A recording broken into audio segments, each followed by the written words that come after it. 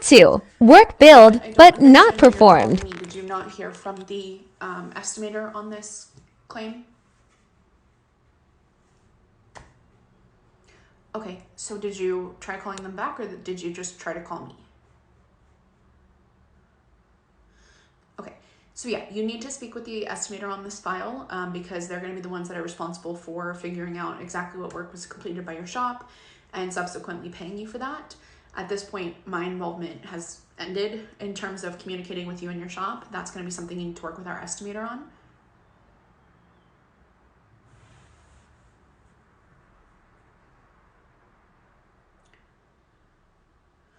Well, quite frankly, considering that the estimator reached out to you and you decided to call me instead, that tells me that you're not overly concerned with providing that proof that we've asked for, but rather trying to obtain payment, and I cannot give you that at this point. That is out of my jurisdiction. Additionally, I did involve my upper management in this, and we found that there were 3 other claims in which you repaired a vehicle for us, then it went to another shop, and it was subsequently determined that that repair work was not completed. So we have multiple issues right now, including the fact that you stated that you removed the front bumper from the car, but when the shop that has the vehicle now removed the front bumper, there's extensive damage to the vehicle. So I don't understand why that wasn't communicated either.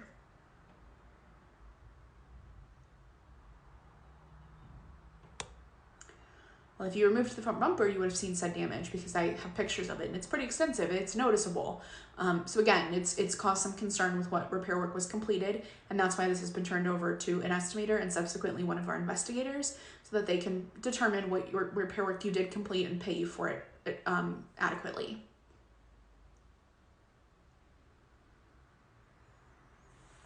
I can provide you with their phone number again. Let me know when you're ready. Okay. Right. And as I said, you're going to need to talk to the estimator on this. I am not an expert when it comes to appraising damage, nor am I an expert in rebuilding vehicles, body damage, any of that. I'm just the claim handler. I've communicated the message to you. Anything additional, you're going to need to talk to the expert on this case about.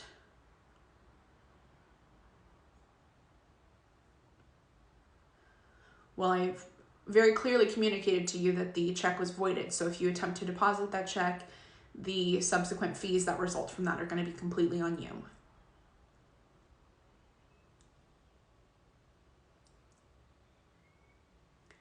Sir, you know these calls are recorded, right? Right. Okay, but what you've just told me is check fraud, so let's not do that.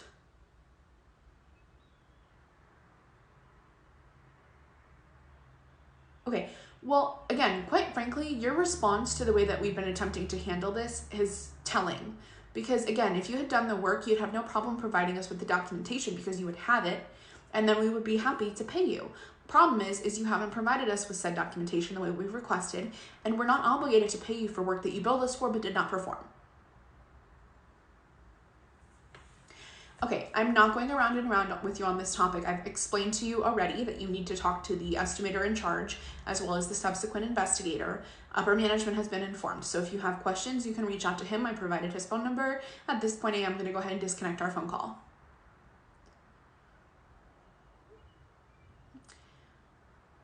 Again, if you choose to do that, we'll be happy to provide our insured with an attorney. Have a wonderful day. Goodbye.